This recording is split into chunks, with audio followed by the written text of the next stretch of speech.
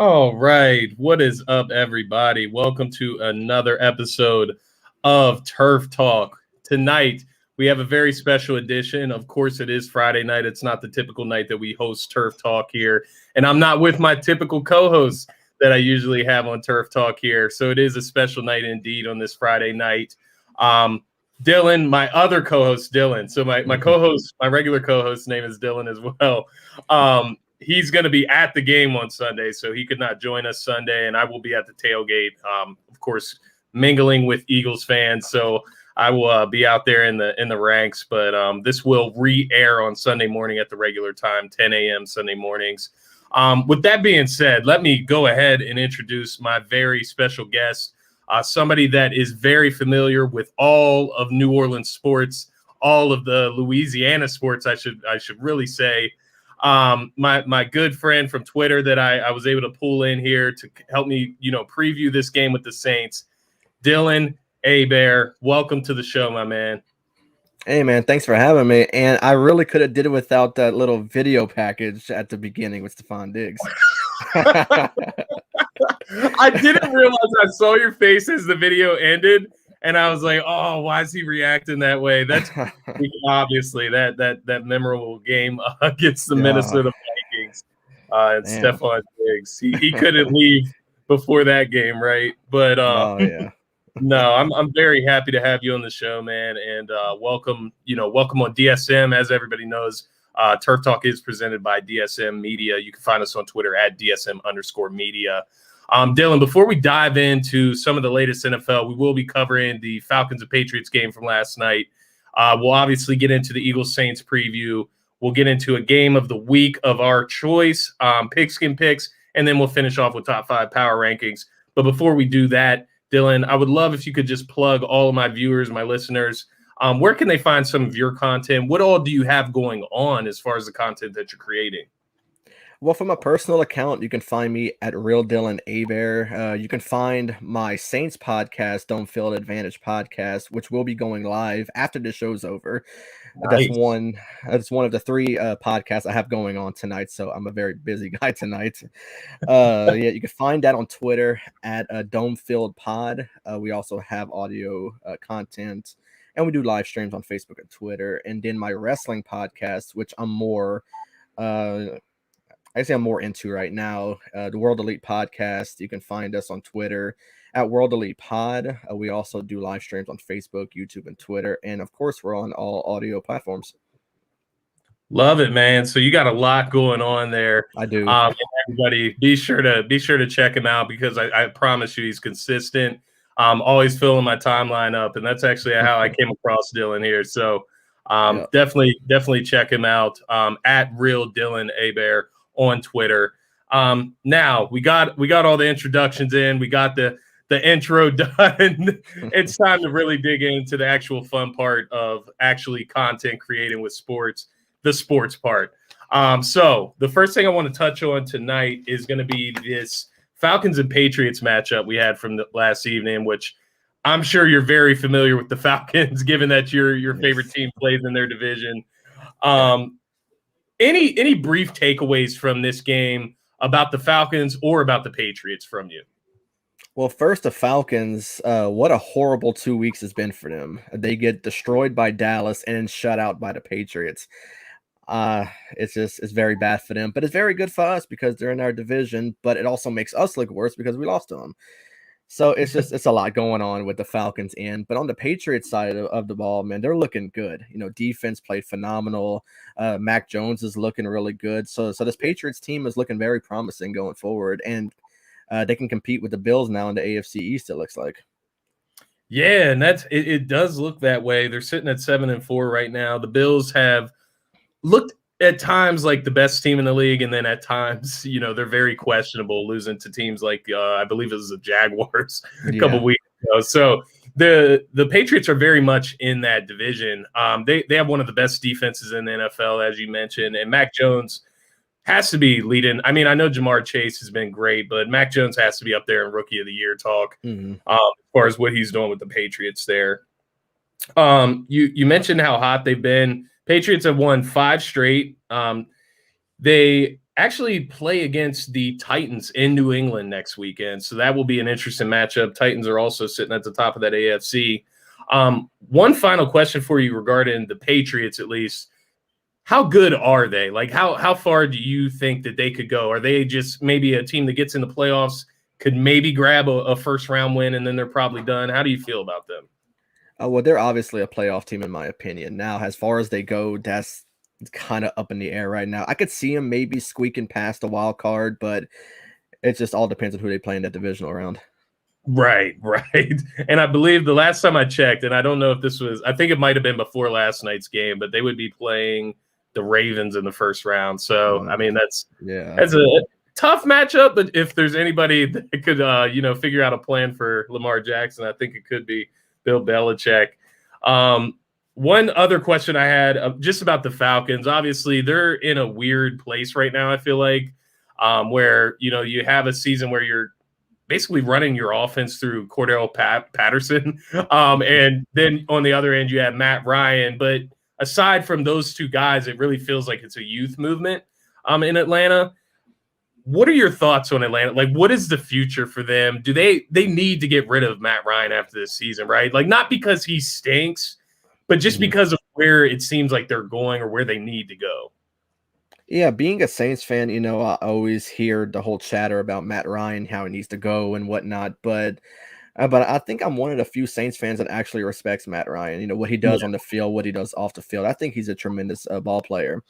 And now getting rid of him, I think that is the obvious best move because all his years there's been no success. I know they made it to the Super Bowl, which, like I said, being a Saints fan, I know what it's like for the Falcons in the Super Bowl. I always see the jokes 28-3, and it's awesome, being that. So, but yeah, Matt Ryan, I think it is time for a change for Atlanta. And also the absence of Calvin Ridley has been horrible for them and also horrible for my fantasy team because I used a pretty early pick on him and it hasn't worked out well for me. But for him, I hope he gets that help that he needs because I know that mental health is no joke.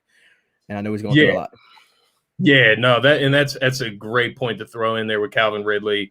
Obviously, in fantasy, man, it does suck because he, coming into this season, everybody had him pinned as, at least a top 3, top 5 wide receiver in the NFL, maybe even number 1. When Julio Jones actually went to the Titans, so we expected a production increase for Calvin Ridley there, and obviously we didn't get to enjoy that.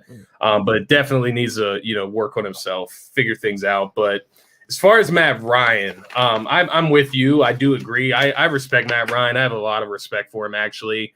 He's been a very successful quarterback in the league. If you look at his numbers are pretty good given the circumstances. And, just dealing with a team that's like kind of in a rebuild, kind of still trying to maybe just barely make the playoffs. So they got to figure some things out. But I think the first thing is kind of maybe I shouldn't call it, getting rid of Matt Ryan. Let him go play somewhere where he can compete, right? So that's kind of what I mean by that. He deserves that. So now let's get into the fun stuff, the stuff that I know the most about the Eagles. You know the most about the Saints.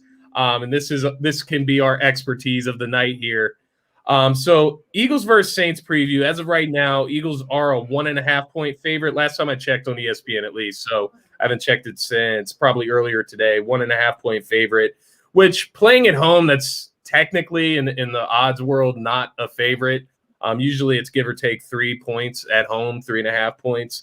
So it's looking to be technically I would view the Saints as the favorite here, but great matchup nonetheless, I believe. You're looking at the Eagles, number 6 overall, or no, number 3 overall rushing offense in the NFL right now, going against the number 1. No, the Bucs are not the number 1 rushing defense in the NFL anymore. It is the New Orleans Saints. So you look at those two heavy hitters basically clashing on Sunday. First thing I want to ask you, what are your thoughts on the Saints so far this season? Before we actually get into this game, what are your feelings on the Saints so far this season? Obviously, you had Jameis Winston go down with the season-ending injury. How do you feel about them in respects to the rest of the NFC, to your division? Obviously, you guys got a big win against Tampa Bay a few weeks ago. How are you feeling? Well, right now, given everything that the Saints are going through with injuries to key players that are going to be out on Sunday, my thoughts are very negative, I guess you could say, on the offensive end. Now, defense, we're looking good. Marshawn Lattimore is finally playing up to speed like we've been wanting him to do since we drafted him. Our pass rush is finally getting it together with Marcus Davenport coming back. Of course, Demario Davis is playing out of his mind. And then Cam Jordan's finally waking up. We've been waiting for him to do something, and he waited until the game against, I think, Seattle to finally get a sack. So pass rush is finally waking up. Our secondary is looking really good. But then you look on the offensive side of things, and that's where the things get ugly. Jameis Winston, as you just mentioned, went down against Tampa with that horse collar tackle by Devin White. And it sucks because they were former teammates. So I know he wasn't, intentionally trying to do that to him. Now, Trevor Siemian came in there against Tampa, and you expected him maybe just to run the ball the entire time. That's what backups usually do once they come in for an injured quarterback. But no, he was throwing the ball. I mean, he was throwing it to everybody, even to Kevin White of all people. He was throwing to. And when's the last time you seen Kevin White catch a damn pass? So it's so weird. The offense is so weird right now for the Saints because, for one, I never expected Trevor Siemian to be our starter going forward. I expected maybe Taysom was going to be the starter if Jameis was what's the one. Going on with Taysom Hill? Taysom actually a few weeks back suffered a concussion in our game. I think it was against Washington. He suffered a concussion. But I think Sean Payton's doing the right thing right now because I think Taysom Hill is better as more of that gadget player. Like, he can play tight end, he can play running back, receiver, whatever you need him to do. It's just I don't want him playing quarterback. Yeah. Now, if he's going to play quarterback, maybe bring him in for a play or two. But it's obvious what he's doing when he comes in. Because every time they snap the ball to him, he's going to run forward. Yeah. So he's pretty much figured out by now by the opposing defense. So Trevor Siemian, though, I find is absolutely playing good, but it's just the receivers aren't supporting him like they're supposed to be doing. Yeah. The Saints are down Michael Thomas. They've been down him all year, and now he's going to be out for the rest of the season. Last game and then Sunday's game, we're going to be without Alvin Kamara, pretty much our obviously best player on the field. Yeah. So Mark Ingram is in for a heavy workload. The wide receivers you're looking at that really need to step up is pretty much everybody that's on the field. Of course, Traquan Smith, Kevin White needs to step up. Marquez Callaway, who we've had a lot of expectations for. And then the tight end play has been horrendous. We've been having, I think, Juwan Johnson, who was a healthy scratch a few weeks ago, and we really needed him. We just activated Nick Vannett from IR, so he should be coming back pretty soon. And then Adam Troutman has been the biggest disappointment. That's the guy I heard a lot about. Yeah, Adam Troutman, he was that guy we drafted late, and he was expected to be that up and coming star for us. And I really praised him a lot last season on my Saints podcast, and I'm just eating my words right now when it comes to him, because he can't catch, and when he does, he fumbles. So I don't know. It's just like I talk so good about the defense, but when you come to the offense, it's just more on a negative end, sadly. Yeah, so there was a lot that you hit on there. The other thing I want to ask you, so with your offense, I know you named a few guys there. Who would you say is your go-to receiver? Like, obviously, I would imagine Alvin Kamara is that guy 99% of the time. But when you have that guy, that high caliber of a player, you have to feature him. Which, by the way, I just want to throw in some Alvin Kamara appreciation. I absolutely love him as a player. He's like my prototypical, my prototype, my favorite type of running back.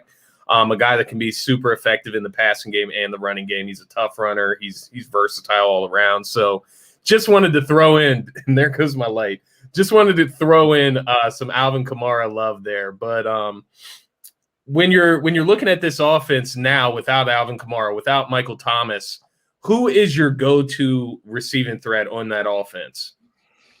I mean, if I'm forced to pick somebody, I think it has to be Deontay Harris. He's our deep threat. He's our speedster. He's the one that can get open, make a guy miss, and he can make a play. But that's when Trevor Simeon's not overthrowing or just simply can't find nobody, so he takes a sack instead of getting rid of the ball. Something we've seen in that Tennessee game last week. It's almost halftime, and we need to get points on the board, but instead he takes a sack to get us out of field goal range. So Trevor Simeon's his decision making is not good. But like I said, if I had to pick a receiver, it has to be Deontay Harris. He's our speedster.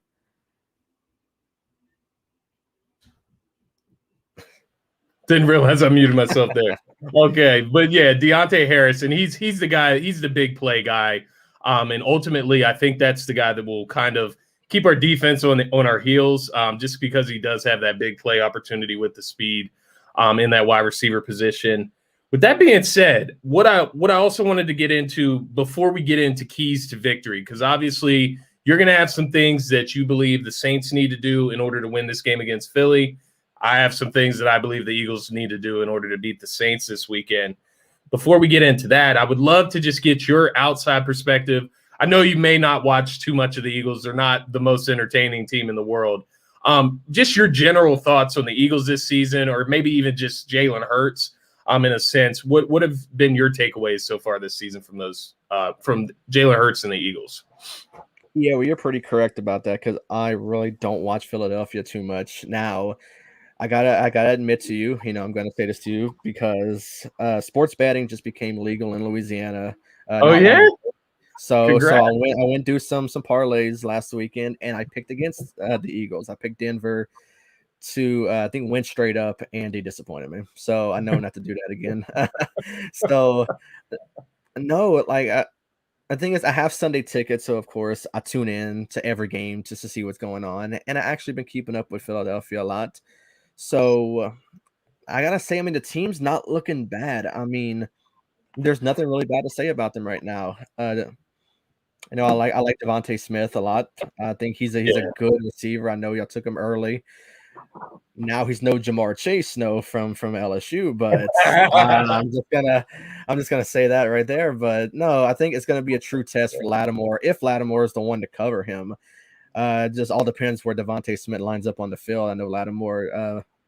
I know he mainly covers one side of the field, so it all depends. It'll be interesting, man. And that's, one of my key matchups this week is Marshawn Lattimore against, obviously, Devonta Smith, who's been he's been spectacular these last 2 weeks, especially with 2 touchdowns last weekend against Denver. Devonta Smith, man, he's a fun player. As far as the Eagles in general, just to give you like a quick rundown,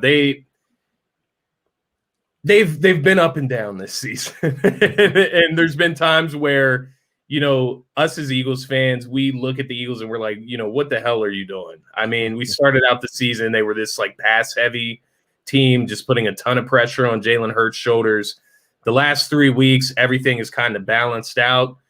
Even with the loss to the Chargers in between there, obviously we blew the doors off of Detroit.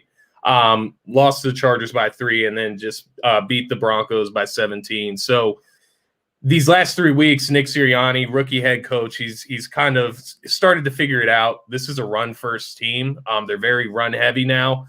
And it's worked to benefit Jalen Hurts as well, taking pressure off of him. A guy that obviously likes to use his legs, get out in the open, make some throws on the move. So we've been getting him more comfortable, and we've been reaping the reward of it. Calling a more balanced offense helps with time of possession. It feeds into everything, keeping your defense fresh. As far as the defense, coming into the season, we were kind of known for that defensive line. Fletcher Cox manning that front. Brandon Graham's out for season now, so we don't have him on the outside there. Javon Hargrave just came along. He's a very good nose tackle inside for us. But it's kind of hit or miss with the defense as well. Overall, I believe they're 14th overall defense, but every other week it feels like our pass defense is getting shredded. So that's the one thing with the Eagles. They don't bring a ton of pressure. It's not in Jonathan Gannon's scheme to bring a ton of pressure. So they like to just bring that front four and see if they can create pressure that way, and they live and die by it. Now, he has been a little bit more froggier with the lesser competitive quarterbacks. So Teddy Bridgewater last week, he was able to throw some pressure at him. Sam Darnold with Carolina, down the line like that. As far as, this matchup, finally getting into the nitty-gritty, what are some keys to victory that you have for the New Orleans Saints this weekend going against the Philadelphia Eagles? Well, first, the defense needs to create that pressure. Get the Jalen Hurts as quick as you can. I'm honestly not sure how good the offensive line is for Philly, so I'm not sure what we're going up against when it comes to that. But like I said, we got to create pressure. Davenport's been playing good. Demario Davis, when he actually goes inside, he's making a play. Yeah. Now, the thing is that we need to the secondary needs to actually keep playing good also. Lattimore possibly lining up with Devonta Smith. Just don't give up the big play. As long as defense plays good, I feel like we're going to have a good game. Now, offensive side of things, that's what I'm a little worried about. Yeah. The offense needs to, get it together. Our offense has been rough the last 2 weeks. Trevor Siemian actually making a play, but like I mentioned earlier, his receivers aren't supporting him. So someone on that offense besides Deontay Harris, they have to make a play. Whether it's Trey Smith, whether it's Kevin White, whether it's Callaway, or one of your tight ends, whether it's Adam Troutman finally waking up, or whether it's Juwan Johnson. So somebody on that offense has to make a play to blow the doors open. So hopefully it's somebody, and that our offense finally gets it going. Because, like I said, the last 2 weeks have been very tough to watch. Yeah, and I think that's, if I'm looking at it from the Saints' perspective, they just got to put up some points, right? Like, the defense can go at it all day, put pressure on Hurts, get stops, but the offense is going to have to put points up. When I get into my keys to victory for the Eagles, they kind of really just reflect yours, or the, total opposite.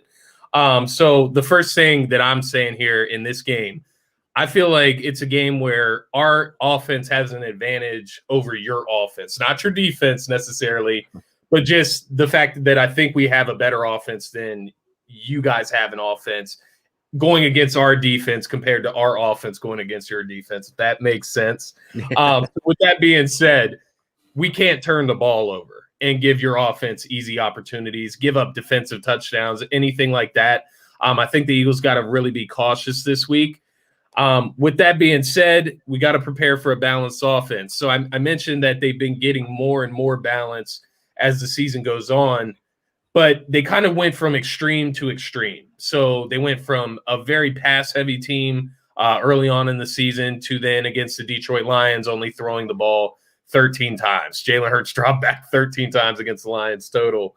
And then as we moved on from the Lions game, it's slowly been an uptick in passing attempts while still including the run. Got to keep it balanced, but I do need Jalen Hurts tomorrow. I don't think this is going to be a game where we can just pound the rock. We have to make some plays through the passing game in order to beat the Saints with the number one rushing defense in the NFL, as I mentioned earlier. So I need Jalen Hurts. He needs to use his legs. I think he's going to have to use his legs a lot. You mentioned the pass rushers that New Orleans has. They're some of the best in the league. When you're talking about Marcus Davenport, obviously they're coming together with him getting healthy. And then obviously Demario Davis and Cameron Jordan there.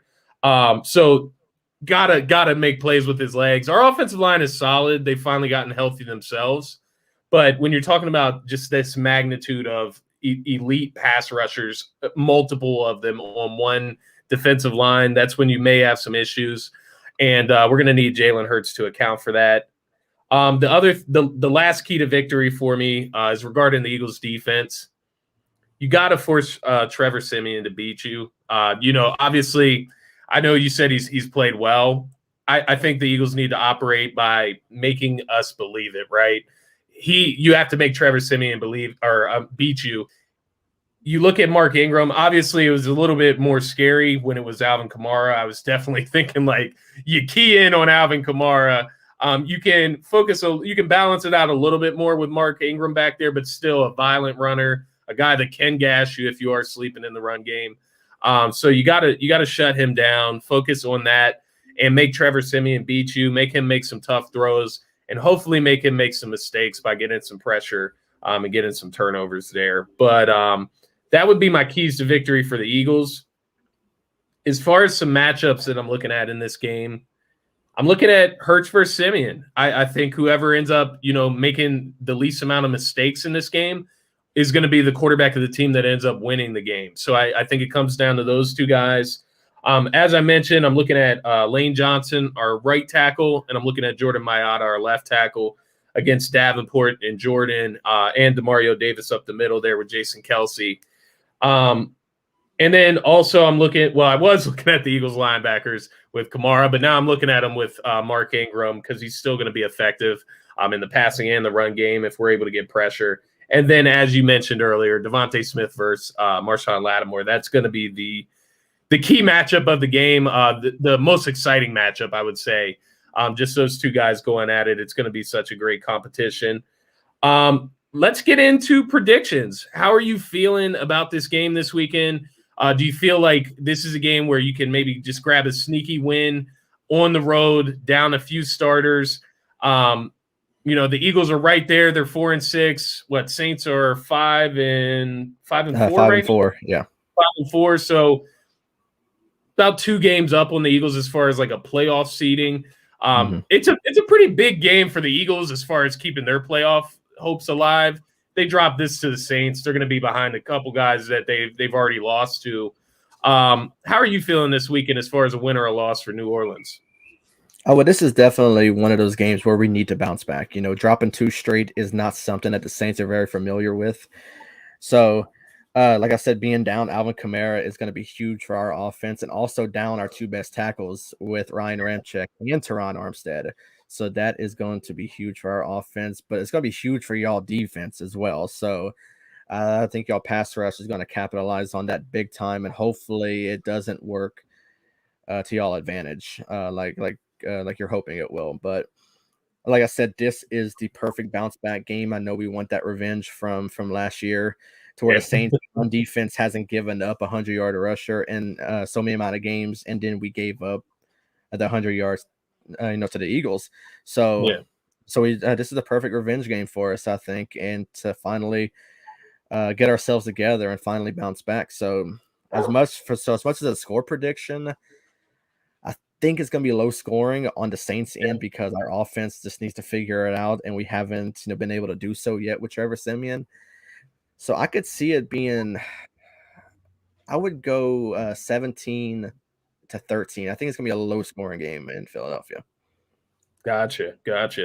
So as far as what I'm thinking here, I do agree with you. I think it's going to be a tough matchup regardless. I think the Saints, they have a very rough defense. And like I said, I think the Eagles need to kind of not necessarily play cautious, but just kind of play it safe in a sense of not killing yourself or shooting yourself in the foot. The Eagles haven't won at home yet this season, which is very odd. That's not normal for the Eagles. They've played a lot better on the road, to say the least. But this does look like a good opportunity coming off a huge win against the Broncos. The last time you mentioned it, the game from last season, that was a game, Jalen Hurts' first start. He was able to get over 100 rushing yards himself. Miles Sanders actually was over 100 rushing yards in that game as well. So they obviously dominated through the run game on offense, which leads me to believe that that's something that we have to see similar this weekend with Jalen Hurts getting heavily involved in the running game as the quarterback. And Miles Sanders might be healthy. He might be able to go this weekend, as well as Dallas Goedert. He should be back from the concussion. And by the way, congratulations, Dallas Goedert. Got the fat contract today, the nice extension. $35 million, I believe it's guaranteed. He's getting paid just under Kittle and Kelce, which let's see if he can, live up to that contract. But I am definitely excited to lock him in. prediction this week, I do have the Eagles. Obviously, as you could probably, guess as I was speaking there. I agree with you. I do think it's going to be a lower scoring game. I think it's going to be close. I'm going to go 20-16. So an odd 16 number there. It's going to be like a missed extra point, something weird like that. But the Eagles come out on top 20-16. They can just do just enough on the offensive end to sneak by New Orleans. But as you said, as we've talked about throughout this show, nothing but surprises this year. I think we've talked about that before the show, actually, but there's just been a ton of surprises around the NFL. And every time you think your team is going to win, it comes back to bite you. So we will see if the Saints can bounce back or if the Eagles can keep it up. My man Dylan has the Saints winning, 17-13? Yeah. 17-13, and I have the Eagles winning 20-16. Low scoring matchup there. Last few things we're going to finish up here with Dylan, which thank you for sticking with me here. It's been a pleasure so far. NFL game of the week. So obviously I think the matchup of the Eagles and the Saints is going to be pretty great. I'm going to be very entertained by it because I do think it'll be a close one. Other than that game, is there any game this week, prime time or not, that you're going to be kind of keeping your side eye on, whether it's fantasy implications, whatever the case may be? Well, it's certainly not the most exciting matchup of all time, but given that both of these two teams came off of really big wins last week, I got Washington at Carolina. Okay. Washington came off that big win against Tampa Bay. I think Tampa Bay was a 10-point favorite in this game. Yeah. And Washington ended up winning, but lost Chase Young in the process to torn ACL, which sucks.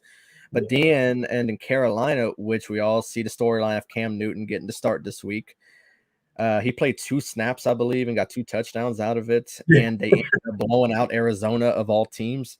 So 2 teams that weren't predicted to win at all, but ended up getting big victories over these better teams. So, like I said, it's not the best matchup when it comes to NFL media, but when you look at what these 2 teams did last week, and now they're going up against each other, I think it's an exciting matchup and one I'm definitely going to tune into. Yeah, no, I think that's a good call. Specifically, the storyline. It's got a huge storyline, huge implications as far as Cam Newton and, the trajectory of his career, what he can do with the rest of his career, if he's done or if he's back, as he said last week when he scored in the end zone. And then Washington, what are they going to do? Where do they go from here? They got a big win against Tampa Bay, the defending Super Bowl champions, but at a cost. You lose, your number 1 overall pick from a year or so ago, and that can be deflating. When you lose a top talent guy like that all of a sudden. It'll be interesting because the Panthers are still in that playoff conversation. And if Cam Newton can keep them afloat, that'll be interesting to see if Cam Newton can drive them to the playoffs. And if he can make it like a discussion, once Sam Darnold is back off of IR, do you go back to Sam Darnold? Do you stay with Cam Newton? It'll be an interesting topic, but I like that game choice. The game I got this week, and obviously I'm keeping my eyes on the Colts this year for my own personal reasons. I'm always watching what Carson Wentz is doing. And seeing if he's going to get us that first-round pick that the Colts traded us, if he's able to get his snap count for this season. But they run into the Buffalo Bills, who we talked about earlier in that AFC East with the Patriots there, and if they can hold on to that division. They go up against the 5-5 Colts this week. They're 7-point favorites. I'm interested because the Colts need to stay alive. The Titans are running away with that division. The Colts are starting to look like a team that are only going to be able to make the playoffs by the wild card spot. So they need to be able to keep pace with these other wild card teams and even the Titans if they even want to have a chance at their division. The Bills are a tough matchup for them. I mean, it's tough. You talk about the Colts, who have Jonathan Taylor, who's been a stud this year. 937 rushing yards, 9 touchdowns so far on the season. Carson Wentz, he's been lights out, 63.5% completion percentage, 2,378 passing yards, 17 touchdowns, 3 interceptions. He's been lights out this season. And then, of course, Josh Allen's up to his normal stuff.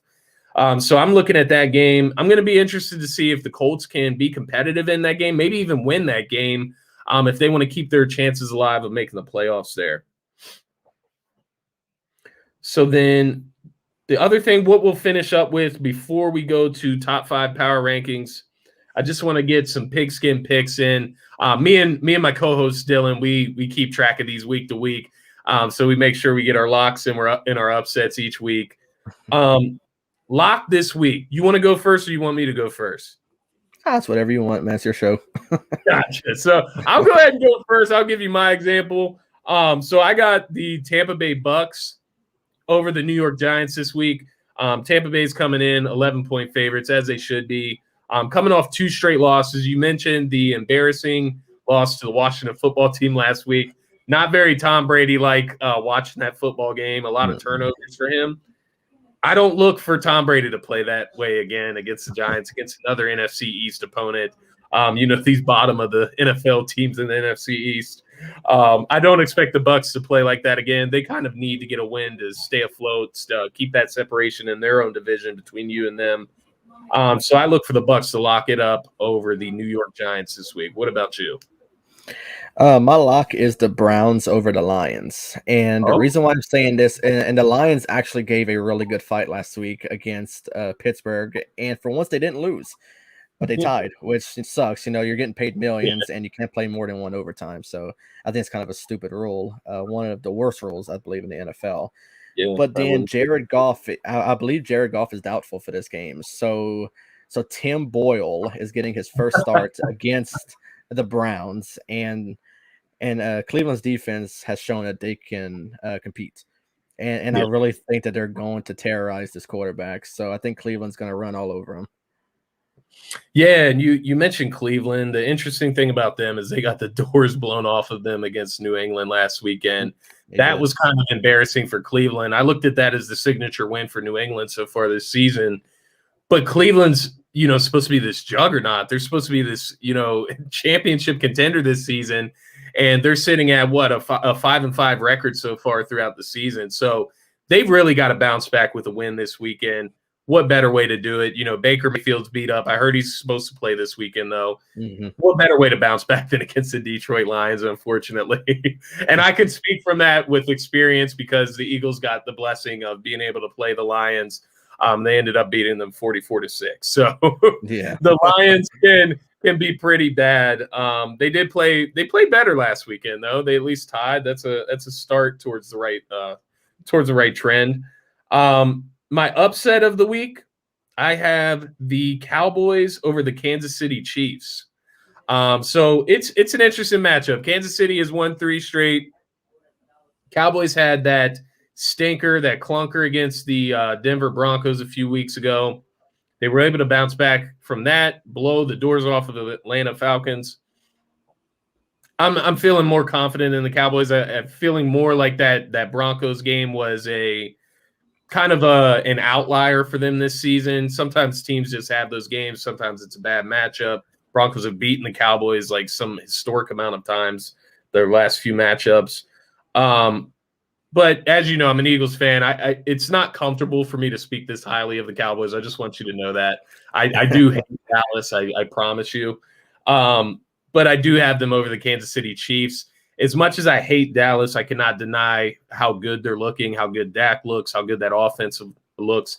Amari Cooper is out now, which is interesting. But they do have CeeDee Lamb and Michael Gallup still there. They still have Zeke, still have Tony Pollard. They got a ton of weapons on offense. Kansas City has looked better the last 3 weeks. They got 3 wins in a row. I still just don't believe in that defense. I know that they looked good against the Raiders last weekend. The Raiders, what are the Raiders really doing right now? I'm not 100% sure. They got a lot of stuff going on off the field. So, the Kansas City Chiefs, until their defense can prove that they can stop a good offense, the Cowboys have one of the top tier elite offenses in the NFL. I expect them to kind of dominate the Kansas City defense. It'll probably end up in a shootout, and I think the Cowboys will be able to force a turnover or two that will ultimately be the difference in the game. So I got the Cowboys over Kansas City. Who do you got as your upset of the week? Well, I actually have a game that you were just talking about a few minutes ago. I got the Colts over the Bills. Okay. And if we learned anything this season, the Bills are beatable. And you look at that Jacksonville game, 9-6, because you have an explosive offense of Buffalo, and all they could put up against one of the worst teams in the NFL is only 6 points. Then they proved that they are beatable. And you Yeah. have a pretty decent offense with the Colts. You know, you got Jonathan Taylor, who's shaping up to be one of the best backs in the league right now. And I mean, the offense is actually looking really good. So I really think that they could go play Buffalo and actually beat them. Yeah, no, I like that pick. That's ultimately why I picked it as my game of the week, because I saw some of that as well. Just hints of an upset coming in that game. The Colts, they're right there at 5-5. They need a W. They need to get in that that positive progression there. So I'm looking for the Colts to win that game as well. I would love to see it. And I'm hoping. I'm not sure what time that game's on, but I would love to give it a watch and check it out. It's gonna be a tough one. Um, Final segment before I get you out of here, Dylan. Top 5 power rankings in the NFL. So these are your top 5 teams across the NFL, AFC, NFC combined. Who are your top 5 teams as this season? We're about a little bit past the midway mark. Number 5, I have the Cardinals. Number 4, I got the Bills. 3, I have the Dallas Cowboys, and I hate them also. Just letting you know that. Uh, Who number 2, doesn't? I have the Packers, and then at a surprise number 1, I got Tennessee.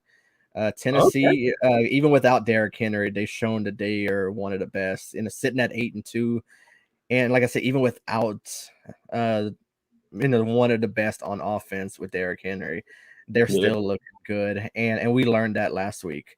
So yeah, they have shown that they are the top team in the AFC for a reason. Yeah, no, I can't deny that. Looking at my top 5 rankings, I have all the same teams except for the Bills. I do not have the Bills in my top 5, but I understand why you have them there. Going through mine, I have the Packers at number 1, 8-2. I do have the Titans, as you mentioned, as number 2 there. So I do still agree with you. I think that's the top NFC team, and then the top AFC team in the Titans. Number 3, I do have the Cardinals still there at 8-2. They took that loss to Carolina. Kyler Murray, no D Hop. So they should get Kyler Murray back this weekend. I got the Cowboys at number 4, which I'm with you once again. I hate those guys. And then I finish out my top 5 with the Bucks at 6-3 this season. Still believe in the Bucks. I know they've taken some L's recently, but I still have hope. They've had some skill position players that have been missing. What is it like now? I guess this is like an off-topic question. What is it like now having Tom Brady in your division? It's weird, because you're gaining all kind of new fans from Tampa Bay who randomly showed up from New England. So, yeah. So now, whenever we play the Buccaneers, it seems like there's more trash talk between Saints and Bucks fans more than there is, like, typically when we play Atlanta, because Yeah. Atlanta is one of our biggest rivals, no matter what. But since they got Brady, they feel like they're the greatest things ever. I mean, they have the Super Bowl to prove it, so I can give them that. And the Bucks are technically the team that retired Drew Brees, so I can give them that. But still, it's just weird to see a whole new sort of fan base, because we never seen Bucks fans, and out of nowhere they have this whole big slew of fans that come here, and when we all know they're all coming from New England. Right. I really just wanted to ask that question because it would just be so. It's almost like disheartening, you know what I mean, having Tom Brady in your division. But luckily, the Saints, I mean, they've had success against him. You guys have been able to take the Bucks down a few times now since he's joined them. So you can't have too many regrets with that. But Dylan, my man, thank you so much for joining the show tonight. Before I get you out of here, I definitely want to give you a chance to plug in what all you have going on, where everybody that watches Turf Talk here, anybody that's subscribed to DSM Media, why they should go and subscribe to your channel, to your podcast. Where can they find it? Let my viewers know where they can find you, Dylan. Yeah, like the beginning of the show, you can, like I said, my personal account is right here at Real Dylan Hebert. That's where I stay mostly on there. But I can say I do more work for the World Elite podcast because my co-host on the Dome Field pod is a really busy guy, so it's really hard to get him to do our shows. So this is our first show tonight in a couple of weeks, so we have a lot to talk about. But and then the World Elite is going on later on tonight around 10 o'clock Central. There's been a lot of wrestling news coming out, so of course we got to dive right into that also. So yeah, we just started up our YouTube channel back. We took a break from it for a little while, but we wanted to get back into it. So if you want to go subscribe to the World Elite podcast on YouTube, you can go right ahead. We have a few videos out right now, but of course there's a lot more content coming to that page for wrestling with the Royal Rumble coming up, with WrestleMania in April. There's going to be a ton of content coming out, so you can definitely look forward to that. Love to hear that, Dylan. And I will be sure to plug the World Elite Podcast YouTube page. I'll plug that in the comments here after the show. That way, anybody that views this, you go right to the comments, find the link, subscribe, make sure you check out all of Dylan's content. Dylan, my man, thank you once again for joining the show. That is all I have for you tonight. Everybody, make sure that you go and follow Dylan at Real Dylan Hebert on Twitter. As I mentioned, he has all his content flowing through there as well. So if you want to catch up with Dylan, you can find him there.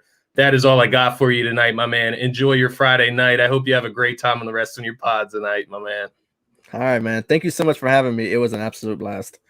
Of course, man. And I will have you on DSM Media again sometime. It's been a hell of a pleasure, Dylan. Thanks again. Sounds good, man. Whenever you want me back, I'm always available. Love it, man. Have a good night. All right, man. You too. Peace. All right, guys. So what we will finish up here tonight, as you know, DSM Media Turf Talk is presented by Manscaped. DSM Media and the Turf Talk crew are brought to you by Manscaped, who is the best in men's below-the-waist grooming. Manscaped offers precision-engineered tools for your family jewels. Manscaped just launched their fourth-generation trimmer, the Lawnmower 4.0. You heard that right, the 4.0. Join over 2 million men worldwide who trust Manscaped with this exclusive offer for you. 20% off and free worldwide shipping with the code TURF20 at manscaped.com. Manscaped engineered the ultimate groin and body trimmer by focusing on intelligent functionality and an incredibly comfortable grooming experience. Their fourth-generation trimmer features a cutting-edge ceramic blade to reduce grooming accidents thanks to their advanced skin-safe technology. This upgraded trimmer includes a multi-function on and off switch that can engage a travel lock. It also gives you the ability to turn the 4000K LED spotlight on and off when needed for a more precise shave. And did I mention the wireless charging? The new wireless charging system uses electromagnetic induction, which can help battery length last longer. Get 20% off and free shipping with the code TURF20 at manscaped.com. That's 20% off with free shipping at manscaped.com using the code TURF20. Unlock your confidence and always use the right tools for the job with Manscaped. Your balls will certainly thank you. As for myself, you guys know me, host of Turf Talk, host of Scotty Talks NBA, founder, co-founder of DSM Media, myself. I am Scotty. You can find me on Twitter at Scotty Drowned. You can find DSM Media on Twitter at DSM_media. Make sure to click the link tree on the DSM Media account. That's where you're going to find links to all our social media platforms, everywhere you can find our podcasts, and also the merch site. We got merch out. I just got some new gear today. I got my Joel Embiid shirt, got my Turf Talk crew neck. And finally, one more thing I want to plug in before I'm out of here tonight. I will be at the tailgate on Sunday. I will be with my guy, El Parcero, Philly El Parcero, you may know him as. And we will be out there interviewing, mingling with all the Eagles fans. We will be coming live on DSM Media platform. Just want to plug that in. Stay tuned. And then also this show will be re-aired at 10 a.m. on Sunday morning, our normal Turf Talk time on Sunday. As for myself, as for my co-host Dylan at DylanJD98, that's going to be it for this edition of Turf Talk. Have a great Friday night, everybody.